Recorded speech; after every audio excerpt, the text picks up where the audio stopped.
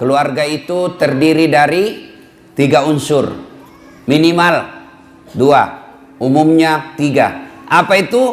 1, suami. 2, istri. 3, anak. Ini satu keluarga. Ya. Nah, untuk dirindukan oleh surga, maka ketiga unsur ini harus melaksanakan tugasnya masing-masing. Surga dunia maupun surga akhirat. Adakah surga dunia? Ada. Ada surga akhirat? Ada. Kewajiban kita percaya rukun iman, percaya kepada akhirat. Salah satu rukun iman yang 6 itu percaya kepada akhirat. Kalau orang tidak percaya kepada akhirat, maka dia akan melakukan apa saja semau-maunya. Nah, mari kita lihat. Untuk membentuk keluarga yang harmoni, yang dirindukan oleh surga, pertama, hati-hati milih pasangan. Hati-hati milih istri. Waspada milih suami. Bagaimana cara memilih istri? Bagaimana pedoman agama memilih suami? Kata Nabi, nikahilah seorang perempuan kalau dia perempuan. Nikahilah seorang lelaki kalau dia lelaki. Untuk apa? 4 hal. Jadi kalau dia laki-laki, nikahi perempuan karena 4 pertimbangan. Kalau dia perempuan, terima laki-laki karena 4 hal. Apa itu? Pertama kata Nabi, nikahilah dia dengan melihat 1, kecantikannya. Penting milih perempuan cantik. Penting milih laki-laki gagah. Kenapa? Karena hampir 24 jam di depanmu. Baru pulang kantor, dia lagi. Mau tidur kita, dia lagi di depan kita. Mau sarapan, ada lagi dia. Berarti kalau jelek, pasti cepat ganti casing. Iya toh? Maka penting cari perempuan cantik, tapi tidak boleh menjadi pilihan utama. Kenapa? Karena cantik itu ada batasnya. Cantik itu ada waktunya. 17 tahun sweet 17, kau tersenyum, semua orang terpesona di komplek ini. 17 tahun. Tapi balik itu angka 17. 71 tahun. Kau tersenyum, lari cucumu. Kenapa? Dikira mau digigit. Apalagi zaman sekarang, jangan percaya cantik. Kenapa?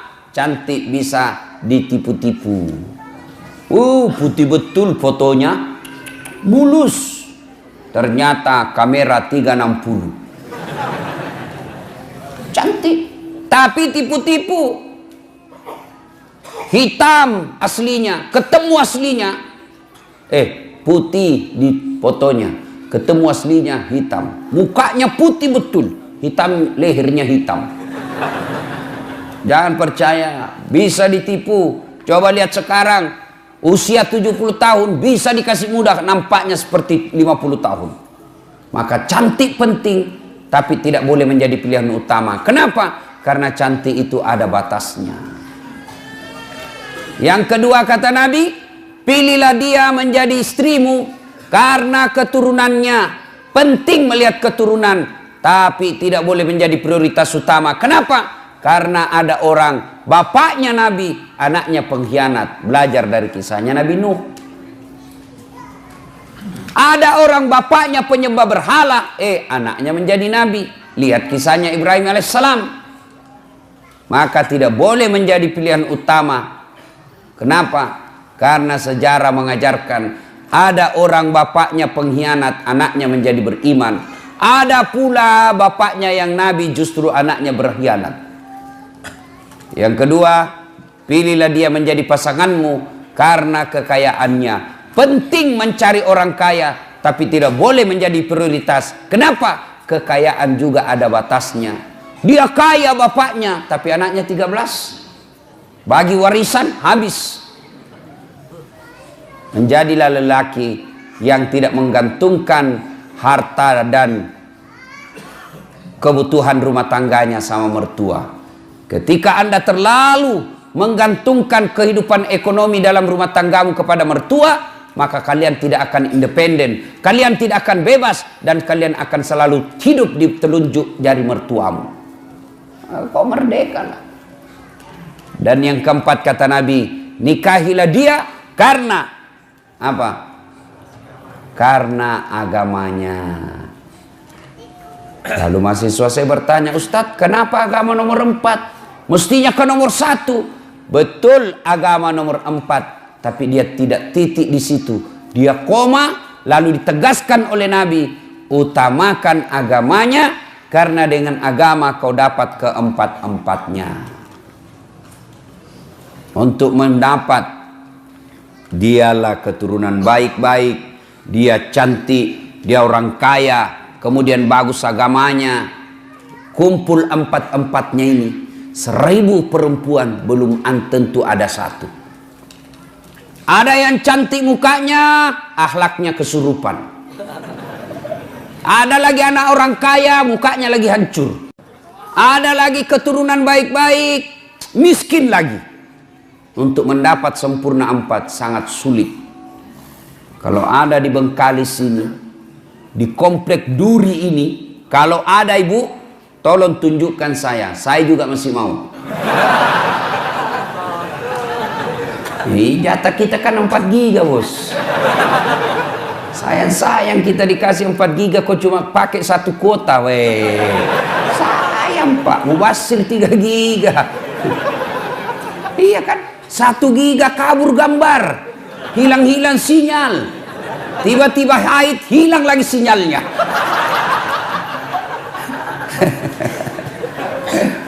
Nah itu dulu ya, agamanya baik-baik, utamakan agama. Adik-adik cewek, kalian kalau sudah ada yang melamar, kau lihat dia rajin berjamaah, tutur katanya sopan, ya sudahlah, meskipun dia kerjanya belum jelas, tapi kalau sholatnya sudah jelas, kau terima itu. Jangan kau terlalu sombong, mentang-mentang kau sudah kerja, mentang-mentang kau sudah baik pendapatanmu, ada yang datang melamarmu penghafal Quran, apa kau bilang? Berani betul lamar saya. Apa modalmu? Ya modalnya hafalan Quran. Orang yang hafal Quran itu Quran berjalan. Kau tolak, Allah tutup pintu jodohmu, akhirnya kau jadi gasturi. Tahu gasturi? Gadis tua Republik Indonesia.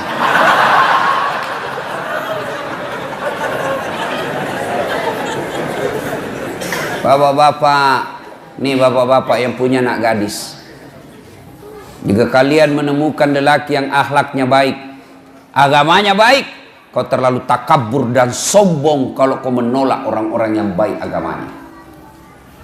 Rezeki Allah yang ngatur. Jangan kau jadikan bahwa orang nanti bahagia dalam rumah tangga kalau banyak duitnya. Kalau duit yang membuat orang bahagia, semestinya tidak ada orang kaya yang berantakan keluarganya. Kalau gara-gara duit orang bahagia, mestinya tidak ada orang kaya yang bercerai. Tapi buktinya berapa banyak orang kaya akhirnya berujung perceraian. Kenapa? Karena dia tidak temukan kebahagiaan dalam duit. Saya bilang sama istriku, tidak usah kau cemas soal duit. Duit tidak kau bawa mati. Ngapain kau cemas soal duit? Duit kau tidak bawa mati. Langsung dia bilang membalik, langsung dia bilang, iya betul duit tidak dibawa mati. Tapi kalau tidak ada duit rasanya mau mati.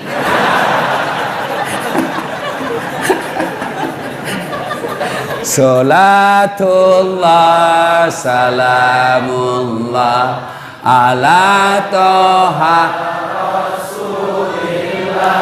Salatullah salamullah ala yasin Alhamdulillah. Kalau mau keluarga bahagia yang dirindukan oleh surga, mulailah dari memilih pasangan. Keturunan baik-baik juga harus kita lihatnya, tapi tidak boleh menjadi prioritas dan menjadi ukuran yang mutlak. Tapi yang kata Nabi, utamakan agamanya. Kalau agamanya baik, meskipun mukanya tidak cantik, tapi akhlaknya yang baik, maka memperbaiki rasa wajah dilihat. Ya, yang paling sial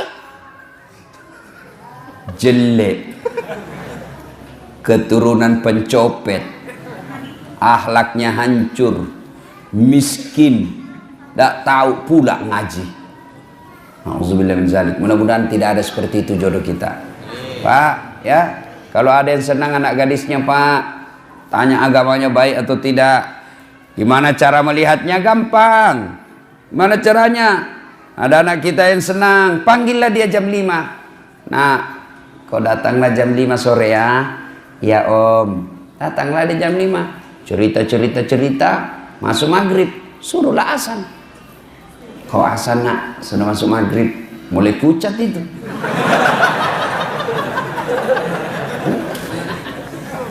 Sudah azan, nah, suruh imam sholat. Nah, sekalian kau imam sholat maghrib. Sebentar lagi kau akan menjadi imam bagi anak saya. Saya kau mendengar. Gimana kau imam? Kalau dia sudah jadi imam baca Al-Fatihah masih lancar. Begitu surah pendek, langsung dia ambil pilihan paling tepat. Kul huwallahu ahad. Sudah perlu mencurigakan itu, Pak. Tapi sayang, seribu sayang, manusia akhir zaman sekarang, kalau ada yang lamar anaknya, langsung dia tanya, di mana kerja? Ada mobilnya enggak? Sudah ada rumahnya? Tidak salah. Tapi semua yang Bapak tanyakan itu tidak ada gunanya ketika agamanya tidak beres. Saya ini hampir tiap hari orang curhat. Berapa banyak perempuan yang disengsarakan. Kenapa? Karena suaminya kaya, cakep. Kaya, cakep inilah yang kadang-kala kurang ngajar. Kenapa? Karena dia pikir saya kaya, banyak duit, siapapun saya mau pasti dia mau sama saya. Karena dia anggap gampang. Maka bapak-bapak yang punya istri, yang punya suami, lalu punya anak, ada yang lamar anakmu, maka lihat agamanya. Agamanya dulu. Semoga dengan pertimbangan agama, ketika usia senja, anak-anakmu nanti insya Allah mengurusmu ketika kalian sudah tua. Tapi kalau agamanya tidak baik, meskipun penghasilnya banyak, rumahnya banyak, mobilnya mewah, kau datang ke rumahnya, dia lebih sayang sama potnya daripada kalian mertuanya. Pecah potnya marah, apa itu bapakmu? Sudah pensiun bikin jengkel saja kerjanya. Apa enaknya sudah gitu, Pak? Lebih hormat sama karpetnya yang harga puluhan juta, hanya karena kalian di situ tiba-tiba jatuh gigi palsumu. Marahlah dia. Itu kalau dia terlalu kaya tapi tidak baik agamanya, lebih dihargai harta yang ada di rumahnya daripada kehadiran mertua dan orang tuanya. Pilih agamanya. Ya. Nah, itu dulu cara memilihnya. Pegang ini. Adik-adik yang belum menikah, itu pegang itu 4. Lihat agamanya, utamakan itu. Bagaimana kami yang sudah punya istri, Ustaz? Nah, Bapak boleh evaluasi ulang. Ya. Kalau berani. Ibu-ibu mau masuk surga, Ibu? Mau, Ibu? Bukan cuma mau surga, dirindukan oleh surga, Ibu. Mulai cemas ibu-ibu dulu. Gimana caranya, Bu? Suruh suami kawin lagi. Langsung dia bilang, banyak jalan menuju surga, Ustaz. Memang banyak, tapi macet. Ini jalur pintas, tidak perlu kau tahajud tiap malam. Dia bilang, sakit hati sih, Ustaz, berat, Ustaz. Memang ibu sakit hati, sebab hadiahnya surga. Kalau tidak sakit hati, hadiahnya kipas angin. Ya, berikutnya, suami harus tahu tanggung jawab kepada istri. Istri harus tahu tanggung jawab kepada suami. Anak melaksanakan kewajibannya kepada orang tua melaksanakan kewajibannya kepada anak. Mari, sudah nikah. Pertama, kewajiban istri. Nah, ibu-ibu mau menjadi istri yang soleha? Mau, Ibu? Kenapa cuma 17? Mau, Ibu? Nah, Ibu kalau mau, nih laksanakan tugas-tugas istri yang soleha. Istri yang soleha itu selalu saya rumuskan menjadi satu kata. Istri yang soleha. Satu kata. Apa itu? Rena. Apa itu rena Ustadz?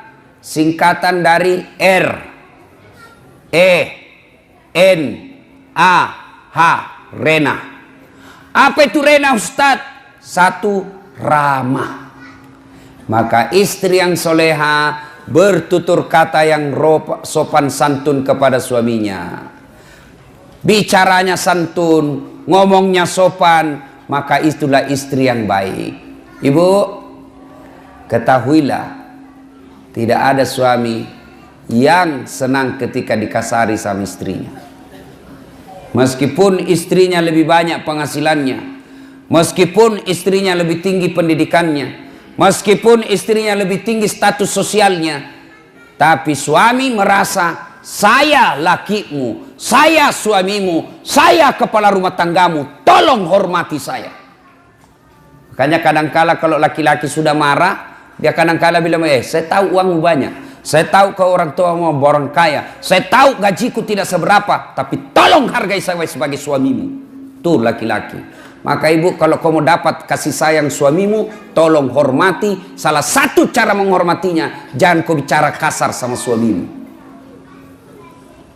Alangkah bahagianya seorang suami, datang istrinya, datang suaminya cari nafkah, disambut dengan kalimat dan sopan santun.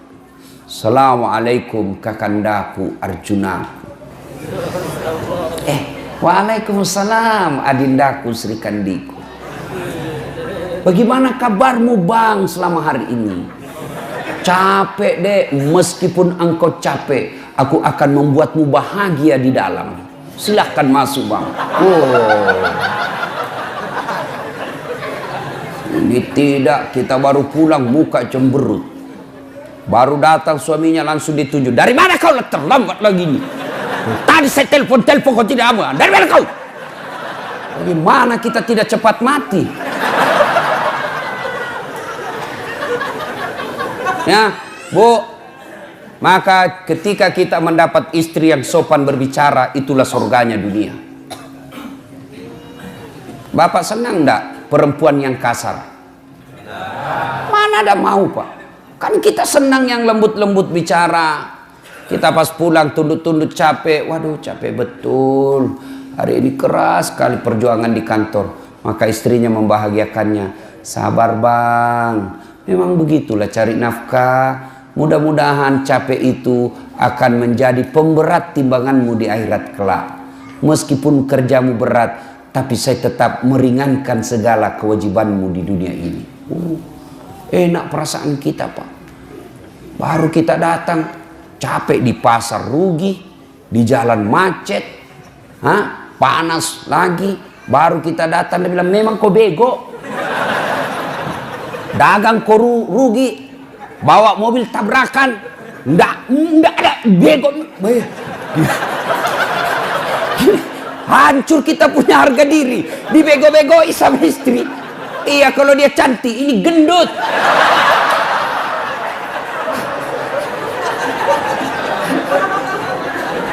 Ya, R, ramah. Yang kedua, RE, apa itu? Elok. Istri yang soleha, maka dia berpenampilan cantik dan menarik di depan suaminya. Ayo, bayangkanlah istrimu masing-masing.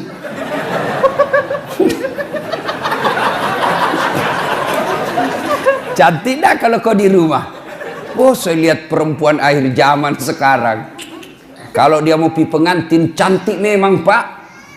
Harumnya itu masih kita 2 meter sudah tercium. Walisnya di racing.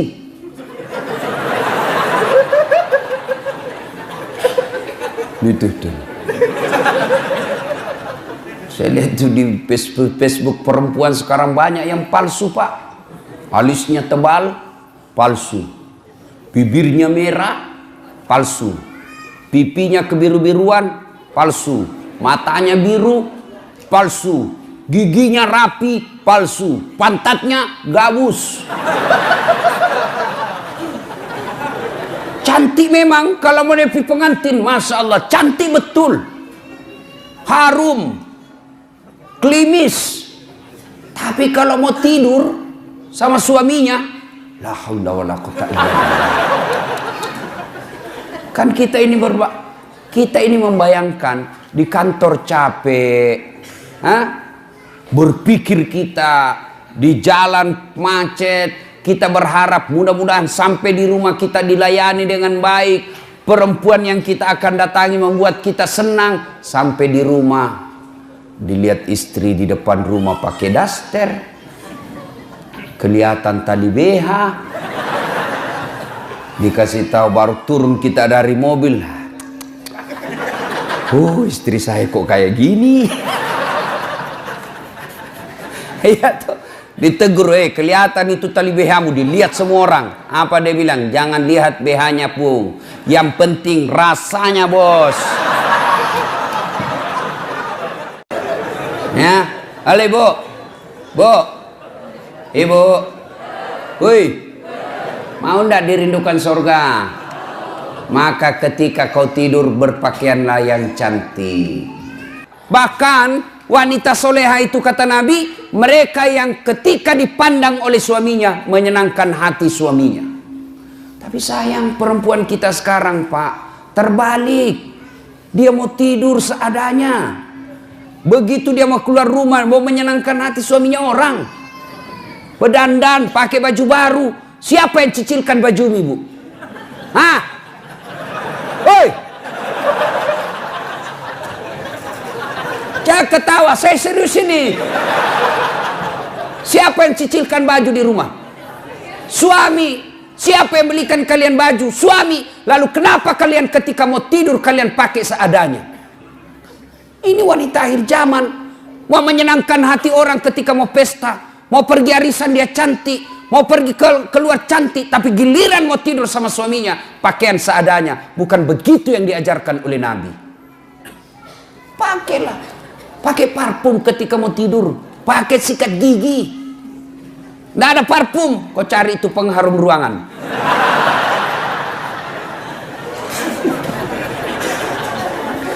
R-E-N. Apa itu N? Nikmat. Istri yang soleha pandai memasak makasakan kesenangan suami. Sayang seribu sayang, wanita zaman sekarang mereka tidak mau belajar masak. Mereka tidak mau belajar masak. Perempuan-perempuan dulu ketika mau menikah dipanggil sama calon mertuanya. Nak, sini kau nak. Itu calon suamimu, anak saya, dia paling senang sayur kangkung. Besok dia marah, nih begini caranya. Ini yang kau bikinkan. Ini masakan kesenangan anak saya. Dan itu memang ibu-ibu dulu, itu dia tahu semua masakan kesenangan anaknya. Ibu saya itu di kampung, dia bisa bedakan itu. Oh, kalau anak saya yang pertama itu ini dia senang. Itu anak saya yang ini dia senang ini. Dia tahu semua masakan kesenangan. Maka istri yang baik, maka dia tahu masakan kesenangan suaminya. Tidak bisa tiap hari, ya sudahlah sekali sebulan. Ketika kau sudah terima honornya suamimu, kau masaklah yang dia senang suamimu. Telepon suamimu, bang, jangan makan di luar. Saya masak spesial hari ini buat abangku sayang. Itu kan enak. Kita mau pulang tiba-tiba masuk WhatsApp. Bang, jangan makan di luar ya bang. Hari ini saya masak spesial buat abangku. Sebut aja mau makan apa hari ini. Tenangkan perasaan. Dan itu laki-laki bu. Kalau kau SMS begitu, dia kasih lihat sama temannya di kantor. Hei, lihat istriku. Istri yang soleha. Iya kan Pak? Tapi apa Bapak pernah di WhatsApp seperti itu? Paling WhatsAppnya, jangan lupa singgah telur bang. Masih baik kalau telur, ini pembalut disuruh kita beli Pak. Apa ketawa membayangkan diri sendiri? Bu, sekarang tapi sayang wanita sekarang. Mereka lebih senang baca-baca kosmetik ya daripada resep membahagiakan suami. Dan kita juga Pak, kalau istri di rumah masak, hargai masakan istri. Itu istri paling emosi kalau dia sudah masak serius lalu bapak tidak kasih pujian. Membahagiakan istri itu memuji masakannya. Bahkan dari semua jenis bohong, satu bohong yang boleh bahkan berbahagia. berpahala ketika bapak bohong. Apa? Bohongnya seorang suami untuk membahagiakan istrinya. Boleh. Contoh, tiba-tiba istri kita hijrah, bertobat, lalu dia baca ceramah, nonton ceramah Ustadz Das'ad. Salah satu kewajiban istri memasak masakan kesenangan suami. Maka dia pergilah memasak. Dia naik Gojek lah pergi pasar. Ya 1 jam dia keliling. Dia keliling itu pasar untuk mencari yang paling murah. Perempuan kan begitu Pak. Hobinya nawar. Beda 5.000 dia keliling pasar itu. Sudah, sampailah di rumahnya. Panaslah dia masak. Dia sambil baca buku resep. Dia belajar. Begitu datang suaminya, senanglah dia. Wah, masakan spesial ini. Begitu dicoba suaminya, langsung dilistrik. Kenapa bang? Enak betul. Barusan saya dapat masakan seperti ini, nyaman. Bapak boleh bohong seperti itu. Bahkan bapak akan menghancurkan perasaannya istri ketika bapak terlalu jujur waktu itu. Goblok, beleng-beleng lu. Hancur perasaannya perempuan. Coba kalau bapak terlalu jujur waktu itu, bagaimana hancurnya perasaan istri. Maka ibu-ibu belajarlah memasak. Ya. Sekarang ibu-ibu malas masak Pak. Dia lebih senang GoFood. Tidak tahu kalau di sini apa ada itu ya, makanan dibeli semua. Itu kalau kota-kota besar Pak, semua dibeli. Sambal terasi pun yang sudah diulek-ulek dibeli Pak. 10.000. Semua dia beli. Lalu ibu bertanya, Ustadz, dosa enggak? Saya bilang selama suamimu ridha, tidak keberatan, tidak berdosa. Tapi ingat, tidak ada pahala yang bisa kau kumpul untuk masuk surga. Tidakkah ke pasar berkeringat itu pahala? Tidakkah mengulek-ulek itu kalian capek pahala? Tidakkah anda ibu memasak itu pahala? Ketika proses itu tidak kita alami, proses membeli ke pasar, proses mengupas, proses memasak, proses menggoreng, tidak ada semua proses itu, maka tidak ada pahala yang kalian dapat. Dan ketika pahala anda tidak ada, maka apa harapanmu masuk ke dalam surga? Apakah orang masuk surga karena tidak punya dosa? Ibu-ibu, apakah orang masuk surga karena tidak punya dosa? Kalau orang masuk surga tidak punya dosa, maka tidak ada isinya surga kecuali Muhammad sallallahu alaihi wasallam. Hanya satu manusia yang tidak punya dosa, dialah baginda kita Muhammad sallallahu alaihi wasallam. Kalau kita ini muka-muka penuh dosa semua ini Pak. Lalu kenapa orang bisa masuk surga? Ketika ditimbang pahalamu dengan keburukanmu, timbang punya timbang, ternyata lebih banyak pahala kebaikanmu daripada dosamu, akhirnya kau masuk surga. Itu sebabnya. Maka ibu-ibu, memasak adalah pahala. Maka mulai besok masaklah. Apa hebatnya kalau ibu memasak? Apa hebatnya kalau ibu-ibu memasak di rumah? Satu, jelas halalnya. Ibu masak jelas halalnya. Masakan di luar belum tentu halal. Ayam potong, hati-hati. Banyak ayam potong yang mungkin bangkai. Banyak ayam potong yang mungkin tidak halal. Kenapa? Karena yang memotong bukan orang Islam. Banyak ayam potong barangkali haram. Kenapa? Karena dipotong bukan atas nama Allah. Pernahlah saya melihat orang ayam potong Pak. Dia potong ayam, enggak dia baca basmalah. Kan itu kalau orang potong ayam 1 ekor, 1 basmalah. Bismillahirrahmanirrahim. Ambil lagi, bismillahirrahmanirrahim. Ini penjual ayam potong, dia potong ayam 30 Pak. Dia cuma bilang bismillahirrahmanirrahim kali 30. Tidak boleh bos, 1 ekor 1 bismillah. Hai Bapak saudara-saudara sekalian, RENA. Sekarang A. Apa itu A?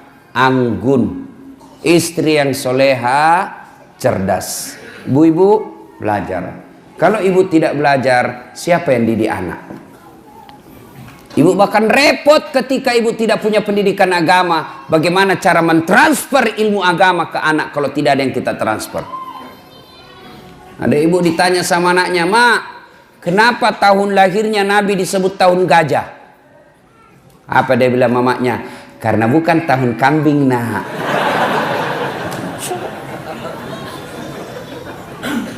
Ilmu ibu untuk mendidik anak. Maka ibu-ibu sekolah kuliah tinggi-tinggi sebenarnya bukan sekedar untuk cari kerja. Ibu-ibu jadi dokter, jadi sarjana, jadi magister, bukan sekedarnya untuk status sosial semata, bukan untuk mempermudah dapat kerja, tapi yang lebih utama ilmu yang ibu dapat di kampus, ilmu yang ibu dapat di uni perkuliahan, tujuannya apa? Untuk mendidik anak-anak di rumah. Jangan lagi berkata, "Wah, rugi saya sekolah tinggi-tinggi tidak jadi pegawai." Tidak ada ruginya menuntut ilmu. Ilmu yang kita dapatkan di bangku kuliah, insya Allah kita akan tiriskan ke anak-anak kita. Harus belajar. Ibu juga kalau tidak belajar, dibodoh-bodohi sama suami. Suaminya alasan rapat, ternyata pergi merapat. Itu kalau ibu beleng-beleng. Yang kelima, istri yang soleha punya sifat H. Apa itu H? Hemat, pandai mengatur, memanajemen, mengelola keuangan keluarganya. Karena berapa banyak laki-laki akhirnya berurusan dengan aparat hukum dan dihina dan dipermalukan masuk penjara gara-gara apa? Istrinya tidak mensyukuri penghasilan suami. Apa kek kau sikat di kantor, Pak? Apa kek? Masa ini kita sudah 5 tahun menikah tidak pernah kau belikan saya emas? Malulah suaminya. Akhirnya apa? Menyalahgunakan jabatan, ketangkap polisi. Gara-gara apa? Istrinya tidak mensyukuri apa yang Allah berikan kepadanya. Ibu, dengar ini. Semua laki-laki ingin membahagiakan istri. Semua kami laki-laki ingin memberikan apa yang diinginkan oleh istri. Belikan emas, belikan kamar yang baik, kasih sesuatu yang apa yang dia mau, kasih intan berlian. Tapi apa boleh buat? Rezeki dari Allah, bukan kita yang ngatur, tapi Allah. Sama jenis kerjaan kita, sama pekerjaan kita, sama kantor kita, tapi demi Allah rezeki kita masing-masing beda. Ada 3 kewajiban Allah, ada 3 hak Allah yang tidak boleh dicampuri oleh manusia. Itu rahasia Allah, itu menjadi hak prerogatif Allah, tidak boleh manusia campuri. 3, apa itu? Jodoh. Ini rahasia Allah. Biar kalian mau sekali, kalau bukan jodoh tidak jalan. Pacaran 11 tahun tidak jodoh, tidak masuk. Tapi kalau jodoh baru kenal 2 bulan, jodoh ditangkap hansip kasih nikah. 2, ajal. Kalau sudah tiba saatnya, tidak bisa diundur dan tidak bisa dimajukan. Itulah ajal. Yang ketiga, rezeki. Rezeki ini Allah yang ngatur. Bapak ibu tidak usah cemas. Allah yang tentukan rezeki kita. Maka ibu, berapa penghasilan suamimu? Selalulah ucapkan Alhamdulillah. Bang, jangan menghalalkan segala cara, bang. Saya istrimu, berapapun yang kau dapat, berapapun yang kau bawa ke rumah, saya ikhlas dan akan menerimanya dengan senang hati. Karena memang itulah rezeki yang Allah sudah tentukan untuk rumah tangga kita. Tenang kita suami. Nah, itulah jadi istri yang soleha. Ibu mau tahu lagi rahasia suami supaya dia tidak marah. Selain hargai dia, jangan bicara kasar, urus anaknya dengan sebaik-baiknya. Karena itulah prestasi terbesarnya seorang suami, anak. Nah, bapak-bapak mau punya istri seperti yang saya jelaskan tadi? Mau? Mau? Nah, bapak juga harus jelaskan tugasnya sebagai suami. Apa tugas sebagai suami? 1, mendidik. Didik istri kita, didik anak-anak kita. Gimana kita mau mendidik istri kalau kita sendiri tidak bisa memberikan teladan? Dan mendidik istri tidak sekedar mengharapkan apa yang didapat di bangku kuliah, tapi mendidiknya harus kita memberikan contoh yang baik. Tidak mungkin istri kita bisa sholat subuh lebih awal kalau suaminya sendiri sudah jam 7 masih tidur. Tidak mungkin istri kita bisa berbicara yang santun kalau kita laki-laki setiap marah kasar ngomongnya. Engkau goblok memang kau. Apa dia tahu ini si gendut hitam, pulang kau di rumahmu. Tidak apa. Sepertilah Rasulullah Muhammad SAW. Beliau rumah tangganya beliau kecil. Coba lihat, baca itu sejarah hidup rumah tangga Rasulullah. Rumah beliau dijelaskan oleh riwayat, kalau beliau berdiri sholat jamaah, kepalanya Rasulullah tersentuh dengan plafonnya. Bayangkan kecilnya itu rumah Rasulullah. Kalau beliau sujud berjamaah dengan Aisyah, kepalanya Aisyah mengenai kakinya Rasulullah Muhammad SAW. Begitu kecilnya rumahnya. Tapi beliau dalam keadaan rumah yang kecil itu, baiti jannati, rumahku laksana surga bagiku. Kenapa Rasulullah? Satu, karena Rasulullah memberikan keteladanan, memuliakan istrinya, tidak pernah menghina istrinya, tidak pernah kasar bicara sama istrinya, tidak pernah menyakiti hati istri beliau, padahal beliau punya istri 11. Bapak berapa istri? Kenapa satu? Pernah dengar cerita orang kaya banyak sekali amalnya, Pak, diadili, namun panggil tersangka 10 maju, rumah berapa? 5, mobil alhamdulillah sesuai jumlah keluarga, anak saya 5, masing-masing saya belikan mobil, istri juga saya 7. Sedekah alhamdulillah saya membangun 1 masjid, orang-orang miskin saya bantu. Haji alhamdulillah 2 kali haji, umroh tiap tahun. Sholat alhamdulillah 5 waktu saya tunaikan, sunnah-sunnah pun saya jalankan, alhamdulillah. Wah, kau rupanya orang baik. Haji, silahkan kau masuk surga. Sudah dia surga, tinggal beberapa langkah masuk dalam surga, dipanggil kembali sama malaikat. Haji, tunggu dulu. Apalagi malaikat, ini tunggu dulu, masih ada 1 pertanyaan yang luput ini. Apa? Berapa istrimu? 1. Kenapa cuma 1? Kau kuat banyak duit, rumahmu saja 5, mobilmu 7, banyak uangmu, kenapa 1? Saya takut sama istriku Tuhan. Ini pelanggaran besar. Kau lebih takut sama istrimu daripada Tuhanmu. Ini syirik, masuk ke neraka. Makanya bapak-bapak hati-hati, Pak. Marah ibu-ibu di belakang. Bapak saudara-saudara sekalian, ya. Nah, kewajiban suami mendidik istri. Lihatlah Rasulullah itu memberikan keteladanan, lebih banyak memberi contoh daripada jangan ini, lakukan ini. Tidak, Nabi mendidik istrinya dengan memberi contoh. Kalau bapak berkehendak istri rajin sholat, maka bapak beri contoh, tidak pernah menelehkan sholatnya. Kalau bapak mau berharap istri sopan kepada bapak, maka bapak yang lebih utama dulu memberi contoh sopan kepada istri. Rasulullah berapa istrinya? 11. Dari 11 itu, Pak, tidak pernah satupun yang mengatakan, nyesal saya menikah sama kamu Muhammad, rugi saya nikah sama kamu, rugi. Tidak. Padahal bapak pun tahu 11. Bapak cuma 1 punya istri, menderita lahir batin. Nabi lelaki romantis.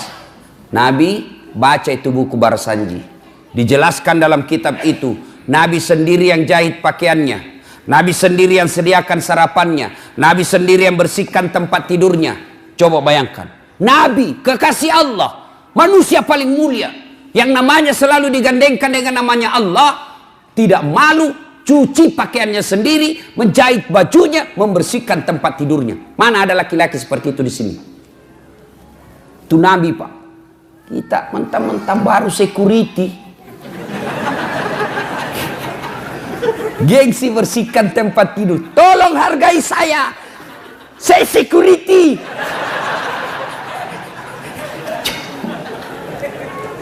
Itulah Rasulullah. Tidak malu bersihkan tempat tidurnya. Coba. Mulai besok Pak, memperbaiki diri rumah tangga kita. Berikan contoh yang teladan yang baik. Jangan pernah kasar bicara sama istri. Nabi romantis. Begitu romantisnya Nabi, Masya Allah. Minum. Beliau kalau minum, setiap minum begini. Coba saya kasih contoh ya. Oh ini ada yang sudah terbuka. Misal Pak ya, beliau minum. Bismillahirrahmanirrahim. Dia kasih istrinya. Hebatnya lagi, bekas bibirnya istrinya yang diminum. Jadi beliau minum gini. Kasih lagi istri. Minum lagi setetuk, kasih lagi istri. Hebatnya bekas bibirnya istrinya. Coba kalau bapak minum bekas bibir istri. Kenapa bang? Bau betul mulutmu.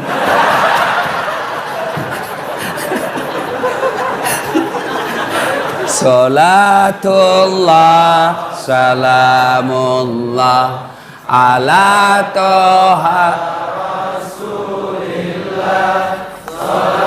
Salatullah salamullah ala yasin habibillah. Alhamdulillah. Berikutnya, sudah punya suami, punya istri, hamil, melahirkan anak.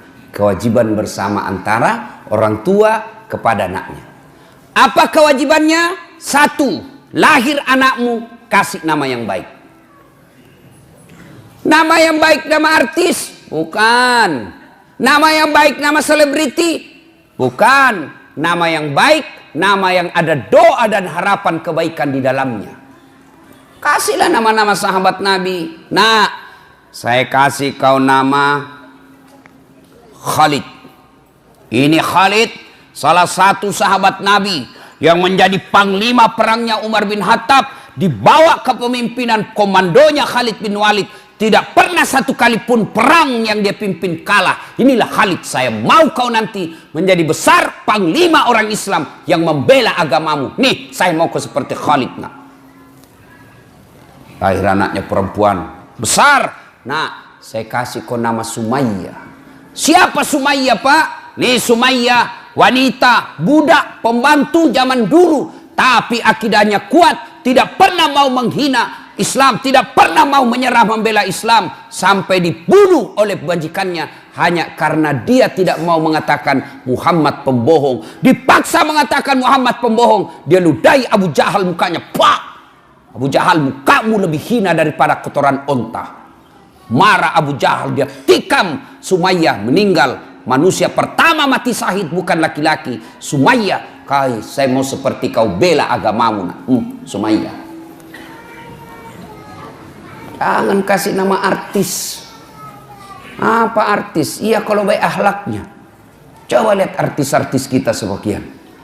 Ramadan dia pakai kudung. Ramadan dia nangis-nangis Pak. Selesai lebaran telanjang lagi pakaiannya. Mau anak-anak kita menjadi orang munafik seperti itu? Saya mau kasih kau nama siapa? Lionel Messi. Supaya kau jago main bola. Apa jago main bola? Sampai sekarang saja PSSI selalu ribut. Kasih nama-nama baik-baik Pak. Jangan lagi berkata apa arti sebuah nama. Bayangkan seandainya tidak ada nama semua di sini Pak. Terutama kalau pilih caleg. Gimana memilih caleg kalau tidak ada namanya? Pilih saya siapa? Anu. Pilih saya siapa? Anu. Ini repot Pak. Nama adalah simbol dalam ilmu komunikasi. Nama dalam Islam, nama adalah doa, nama adalah identitas. Coba saya kasih kau nama Mutmainnah. Apa artinya mutmainnah? Jiwa yang tenang. Maka setiap orang memanggilnya Mutmainnah, wahai kau jiwa yang tenang. Orang doakan. Kalian juga ini untuk saya ingat. Kalian yang punya nama Muhammad, jangan kau hina itu nama. Kalian yang punya nama Muhammad tapi sifatmu menghina Muhammad, kalian akan tanggung jawab nanti di akhirat. Marah itu yang menyandang nama Nabi. Dua, nama adalah identitas. Satu, nama adalah doa. Yang kedua, nama adalah identitas. Ciri. Coba Pak, kalau Bapak sebut nama, minimal saya bisa 2 tahu. Coba Bapak sebut nama. Nah, misal Bertus Ginting. Biasanya non muslim ini Pak. Iya toh? Iya. Dari nama saya bisa tahu. Muhammad Iqbal, pasti Islam.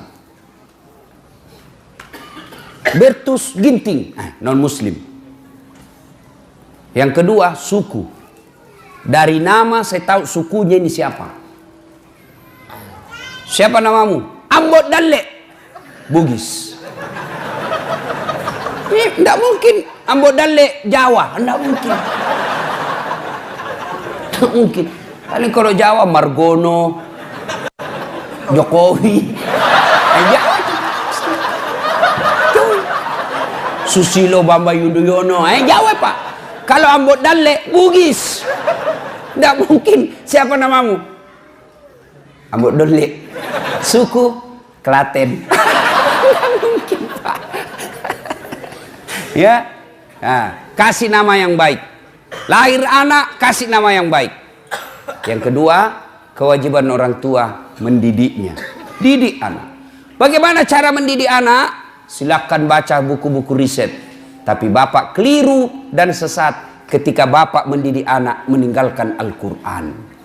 Allah mengabadikan satu surah untuk kita orang Islam, metode dan tata cara yang tepat dalam mendidik anak. Surah apa Ustadz?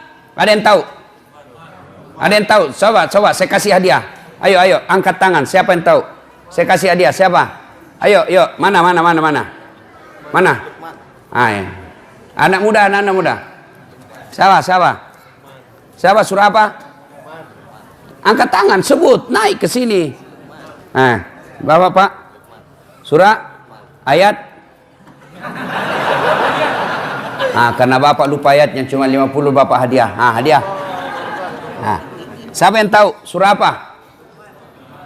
Kan sudah ditahu surah Luqman. Ayat berapa? Ayo Bapak.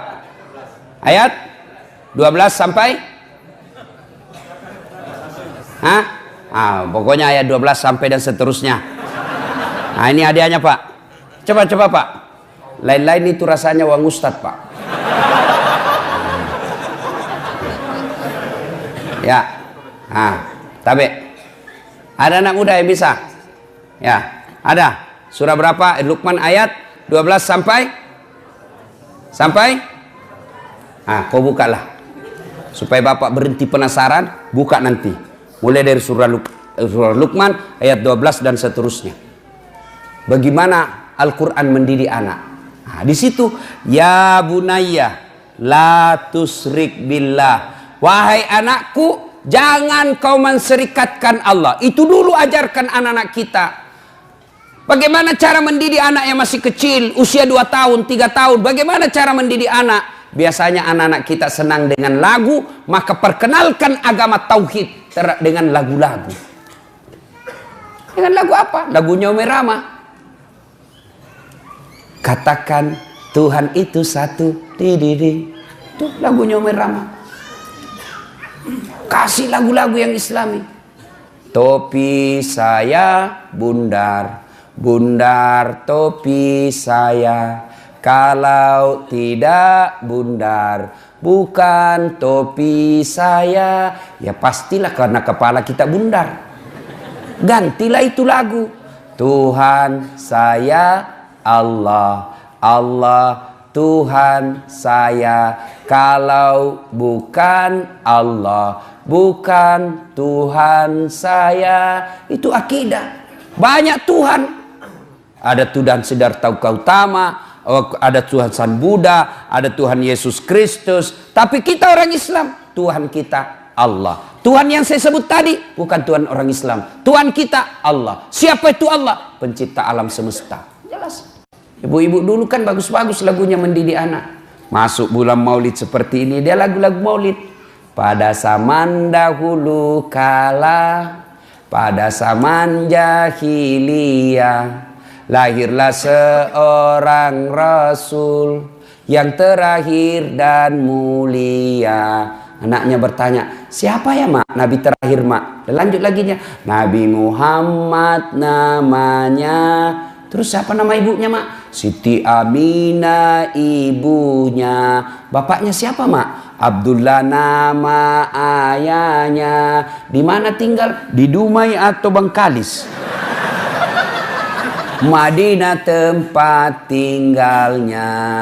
Oh gitu ya mak. Terus gimana lagi dong mak? Setelah dewasa diangkat menjadi rasul. Siapa yang angkat mak? Vice President atau security?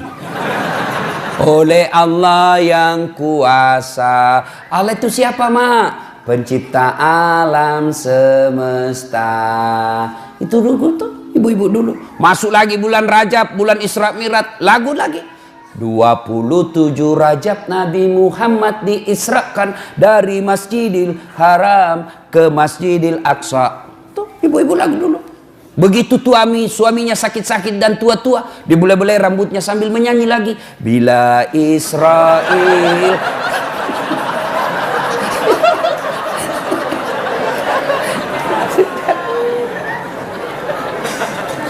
Kenalkan akidah melalui lagu-lagu. Nabi ketika hijrah dari Makkah ke Madinah, sampai di Madinah kan disambut dengan lagu. Tala'al badru alaina min saniyatil wada. Itu kan lagu. Jadi lagu itu tergantung redaksinya. Kalau lagu maksiat ya haram. Kalau lagu-lagu dakwah ya boleh dong. Saya zaman kecil kan lagu-lagunya Umi Rahma saya hafal-hafal Pak. Ebit GAD. Mungkin Tuhan mulai bosan melihat tingkah kita yang selalu salah dan bangga dengan dosa-dosa. Bangga dengan dosa-dosa. Coba. Itu lagu-lagu dulu. Dari pintu ke pintu. Pengamen. Lagu-lagu dulu Pak. Lagunya Umi Rahma kita hafal-hafal Pak. Mengapa minuman itu haram?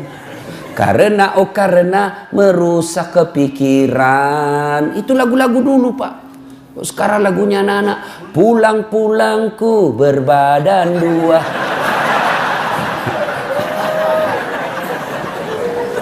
Ya, Bapak saudara-saudara sekalian. Nah, mendidik anak kita, didiklah dengan akidah, sampaikan pendidikan akidah, mendidiknya. Nah, yang ketiga, memberi makan. Tugas suami lebih fokus kepada mencari nafkah. Tugas istri lebih utama kepada mendidik. Kenapa? Karena istri lebih banyak tinggal di rumah ketimbang suami. Suami lebih banyak di luar, istri lebih banyak di dalam. Apa tidak boleh istri cari nafkah? Boleh, tapi tujuan utamamu, tugas utamamu adalah mendidik anak. Tugas utama laki-laki cari nafkah. Karena cari nafkah lebih banyak di luar, maka tanggung jawab lebih utama mendidik anak kepada istri. Maka prestasi istri bukan menjadi ketua partai. Prestasi istri bukan sekadar menjadi ketua DPR, tapi prestasi istri yang terbesar dan sangat mulia adalah ketika anaknya dilahirkan menjadi anak-anak yang soleh dan soleha. Kenapa negara kita hancur seperti ini? Pilih lagi pejabat bikin gaduh. Kenapa? Salah satu sebabnya karena orang tua gagal mendidik anaknya. Coba kalau orang tua semua berhasil mendidik anaknya, maka dia akan mendapat anak-anak yang soleh dan soleha, anak yang taat beragama, akhirnya jadi pejabat yang taat beragama. Ibu bapak saudara-saudara sekalian yang saya hormati, memiliki keluarga yang dirindukan oleh surga tentu harus berpedoman kepada Al-Quran. Maka tidak boleh menyandarkan rumah tangga semata-mata karena dunia semata. Karena dunia ini wa mal hayatud dunya illa mataul hurur. Dunia ini hanya tipu daya semata. Dunia ini tempat transit. Tujuan kita yang terakhir akan adalah sampai di akhirat. Maka Nabi mengajarkan, kejarlah duniamu seolah-olah kau akan hidup selama-lamanya. Tapi jangan lupa kejar akhiratmu seolah-olah kau akan mati besok. Maka berimbang. Dunia tempat untuk mengejar akhirat. Akhirat adalah tujuan akhir kita. Jangan sampai terminal kita yang namanya dunia ini, tempat transit kita yang namanya dunia ini, kita menghalalkan segala cara, lalu kita melupakan tujuan akhir kita, yaitu akhirat. Akan keraknya neraka ditempati orang munafik. Innal munafikina bidarkil asfali minan nar. Sesungguhnya tempat orang munafik itu ada di keraknya neraka. Siapa orang munafik? Ada 3 karakternya orang munafik. Dipercaya dia khianat, berbicara dia bohong, kemudian berjanji dia dusta. Nah, kita lihatlah ini. Waktu kampanye banyak janjinya, pilih saya, kalau kau pilih saya, telepon saya 24 jam. Begitu dipilih, dia ganti nomor HP-nya. Kau akan menjadi bahan bakar api neraka. Karena ada orang begitu, Pak. Kasihan. Dia pikir dunia ini adalah tujuan akhirnya. Jadi pejabat-pejabat pengkhianat, jadi pejabat-pejabat yang korup, maka nanti di akhirat kalian akan setengah mati menghadapi azab. Kalau Bapak berdosa sama saya, Pak, satu aja Bapak tempati bertobat. Datang saya maafkan, selesai persoalan. Tapi kalau Bapak menjadi pejabat, maka bukan cuma saya yang Bapak datangi semua pembayar pajak yang ada di Indonesia. Biasa saya lihat kalau ada pejabat korup, janji bohong, ketawa-ketawa, nyengir-nyengir, saya bilang, tunggu sakaratil maut. Tunggu, kau mau kemana? Kau pasti ketemu sakaratil maut. Dan ketika tiba saatnya, kalau dosa kepada Allah, Pak, gampang tobatnya. Saya kalau lihat pejabat yang nakal, bajingan, mengkhianat, saya bilang, kau bikinlah yang kau bikin. Kan Jibril kan pernah bernasihat sama Nabi, Muhammad, lakukan apa yang kau mau lakukan, tapi ingat pasti kau mati. Mau kemana? Nggak, saya lihat itu pejabat, bikin saja, kau kemana, pasti kau mati. Itu aja harapan kita, Pak, didoakan dia cepat mati. Tidak usah kita ribut-ribut. Kau mau kemana, Pak? Bapak dosa sama saya, dosa kepada Allah gampang. Andai saja boleh kau memilih dosa kepada Allah dengan dosa kepada tetanggamu, dosa kepada rakyatmu, lebih kau dosa kepada Allah. Kenapa? Dosa kepada Allah gampang tobatnya, dosa kepada manusia susah tobatnya. Dosa kepada Allah, menyesal, mengakui, tidak ulang, ganti dengan kebaikan, selesai urusannya. Tapi kalau sama manusia, Bapak harus datang minta maaf sama yang Bapak pernah sakiti. Jadi bupati-bupati pengkhianat, seandainya dilihat itu, Pak, tanggung jawabnya sebagai pemimpin, tidak ada orang mau ikut pilkada, Pak. Susahnya jadi pemimpin, Pak. Di satu kabupaten ada yang menjual khamar dan orang pejabat tahu, maka semua dosa-dosa di situ dia tanggung itu pejabat. Kalau dosa kepada Allah gampang. Tapi kalau dosa kepada manusia, Bapak harus datang kepada seluruh rakyat minta maaf. Bukan cuma itu, kalau berkaitan dengan uang negara yang kau salah gunakan, kembalikan itu uang. Selama uang hasil jarahan itu kau ambil, selama itu tobatmu tidak diterima Allah. Dan pada saatnya nanti tiba, kita diadili, disuruh pikul itu mereka yang pernah mencuri uang negara.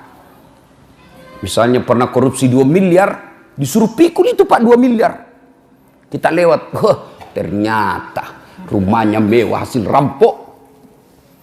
2 miliar, dia bilang anak mahasiswaku, sedikit itu 2 miliar Ustaz, dikantongi aja kalau dolar Singapura.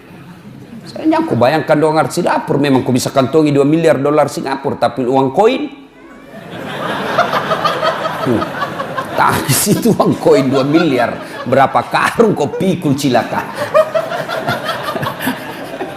Nah, ibu bapak, saudara-saudara sekalian, semoga Allah Subhanahu wa taala menjadikan kita penghuni surga. Surga di dunia dan insya Allah surga di akhirat. Inilah tausiah kita, mudah-mudahan ada manfaat.